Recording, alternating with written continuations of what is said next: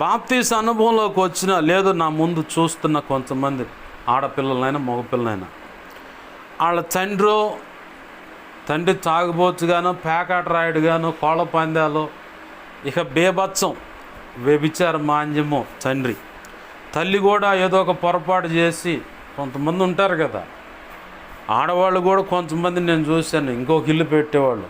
ఇలాంటి బ్రతుకులు ఉన్నటువంటి పరిస్థితులు లేదు తొందరపడి అప్పులు చేయటము, ఈ పరిస్థితులన్నీ చూసినప్పుడు ఆ కుటుంబం చాలా అతలాకుతలం అయిపోతూ ఉంటుంది, వేదన పరిస్థితి అయి ఉంటుంది.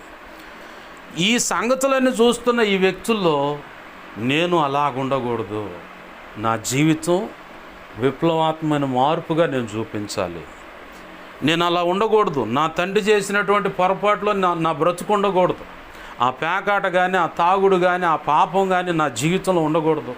ఇదిగో నా తల్లి చేసినట్టుగా ఇటువంటి ఆ పాప సంబంధమైన పరిస్థితుల్లో నేను ఉండకూడదు.